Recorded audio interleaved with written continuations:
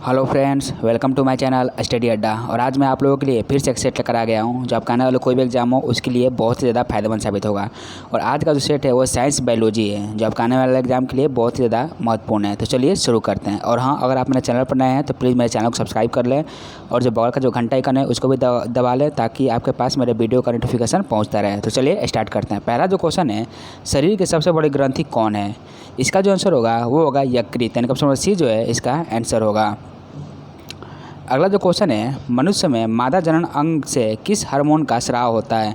तो मादा जनन अंग से जिस अंग का स्राव होता है वो होता है रिलैक्सिन। ये भी आप ध्यान रखेंगे। इसके साथ ही एस्ट्रोजन और प्रोजेस्टेरोन ये दोनों भी मादा हार्मोन ही हैं, ये भी आप ध्यान रखेंगे। अगला जो क्वेश्चन है, मनुष्य में ऐच्छिक गतियों का नियंत्रण किसके द्वारा होता है? इसका जो आंसर होगा वो होगा सेरिब्रम के द्वारा। क्वेश्चन नंबर ए जो है इसका आंसर होगा। इसके साथ ही आप ये भी ध्यान रखेंगे कि मनुष्य का जो शरीर का संतुलन बनाने में सहायता करता है वो होता है सेरिबेलम, ये आप ध्यान रखेंगे। अगला जो क्वेश्चन है, शरीर का तापक्रम कहाँ नियंत्रित होता है? इसका जो आंसर होगा वो होगा हाइपोथैलेमस में। ऑप्शन नंबर सी जो है इसका आंसर होगा। अगला जो क्वेश्चन है, अमीबा में भोजन का अंतर्ग्रहण किसके द्वारा होता है? इसका जो आंसर होगा वो होगा कूटपाद के द्वारा। ऑप्शन नंबर ए जो है इसका आंसर होगा। अगला जो क्वेश्चन है, कौन सा एंजाइम लार में पाया जाता है? तो लार में जो पाया जाता है एंजाइम वो होता है टाइलिन। ऑप्शन नंबर सी जो है इसका आंसर होगा। अगला जो क्वेश्चन है, वो प्रक्रिया जिसके द्वारा मनुष्य श्वास ग्रहण करता है और छोड़ता है वो है? इसका आंसर होगा श्वासोच्छ्वास, यानी ऑप्शन नंबर बी जो है इसका आंसर होगा।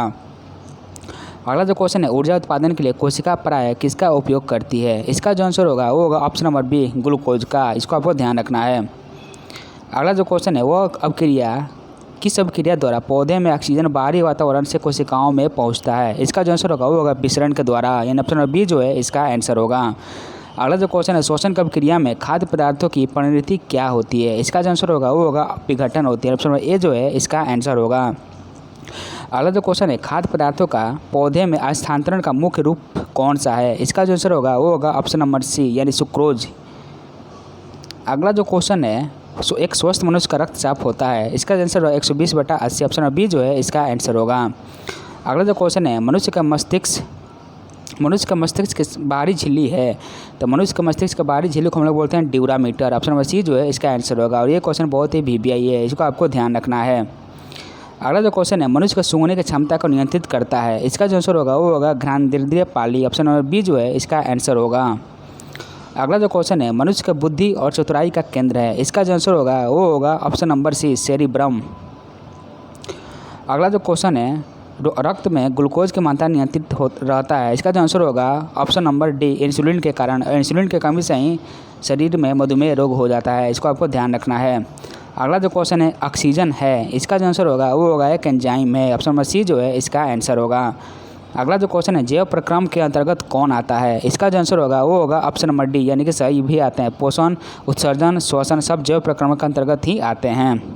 अगला जो क्वेश्चन है, गोबर छत्ता किसके अंतर्गत आता है? इसका जो आंसर होगा वो होगा ऑप्शन नंबर सी मृतजीवी के अंतर्गत गोबर छत्ता आता है। अगला जो क्वेश्चन है, वायुमंडल में सामान्यतः CO2 पाया जाता है, कितना परसेंटेज है? 0.03%। ऑप्शन नंबर डी जो है इसका आंसर होगा। अगला जो क्वेश्चन है, छाया में पनपने वाले पौधे को क्या बोलते हैं? तो इसको बोलते हैं हम लोग हेलियोकाइट, यानी इसको बोलते हैं सियोकाइट। ऑप्शन नंबर सी जो है इसका आंसर होगा। यानी छाया में पनपने वाले पौधे को हम लोग क्या बोलते हैं? सियोकाइट बोलते हैं, इसको आपको ध्यान रखना है।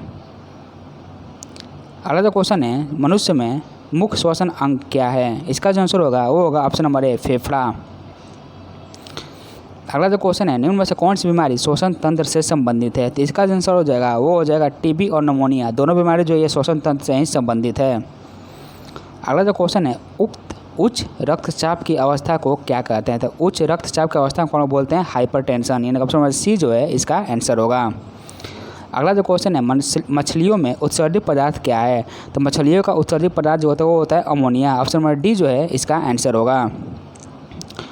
अगला जो क्वेश्चन है, पौधे में आवश्यकता से अधिक जल किस प्रक्रिया द्वारा बाहर निकलते हैं? इसका जो आंसर होगा वो होगा वाष्पोत्सर्जन के द्वारा। और ये भी क्वेश्चन एग्जाम में बहुत बार आया हुआ है, इसको आपको ध्यान रखना है।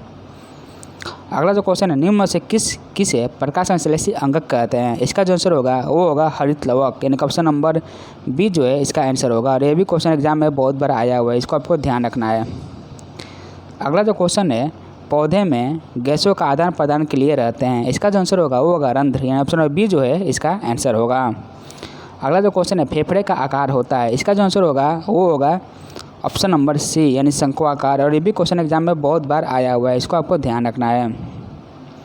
अगला जो क्वेश्चन है, भोजन का पाचन किस प्रकार की अभिक्रिया है? इसका जो आंसर होगा ये उपचयन अभिक्रिया, ऑक्सीडेशन इसको बोलते हैं, उपचयन या फिर ऑक्सीडेशन, इसको आपको ध्यान रखना है।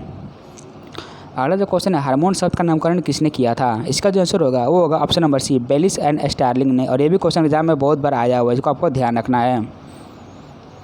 अगला जो क्वेश्चन है, पृथक्करण का नियम किसने दिया था? तो पृथक्करण का जो नियम है वो मेंडल ने दिया था, यानी ऑप्शन नंबर सी जो है इसका आंसर होगा। अगला जो क्वेश्चन है, जीव विज्ञान शब्द का प्रयोग सर्वप्रथम किसने किया था? इसका जो आंसर होगा वो होगा ऑप्शन नंबर ए, लेमार्क या फिर ट्रेविनस ने। ऑप्शन नंबर ए जो है इसका आंसर होगा। अगला जो क्वेश्चन है, जीव विज्ञान के जनक के नाम से जाने जाते हैं, इसका जो आंसर होगा वो होगा अरस्तु, यानी ऑप्शन नंबर सी जो है इसका आंसर होगा। अगला जो क्वेश्चन है, वनस्पति विज्ञान के जनक के नाम से जाने जाते हैं, इसका जो आंसर होगा वो होगा थियोफ्रेटस, यानी वनस्पति विज्ञान का जो जनक है थियोफ्रेटस को मानते हैं। और मेरे सेट का जो लास्ट क्वेश्चन है ये है, बॉटनी शब्द की उत्पत्ति किस भाषा के शब्द से हुई है? इसका जो आंसर होगा वो होगा ग्रीक भाषा से, यानी ऑप्शन नंबर ए जो है इसका आंसर होगा। और आई होप आप लोगों को मेरा वीडियो पसंद आया होगा, तो मेरे वीडियो को लाइक कीजिए, मेरे वीडियो को शेयर कीजिए, मेरे चैनल को सब्सक्राइब कीजिए, और मिलते हैं फिर से नेक्स्ट वीडियो में। Thank you.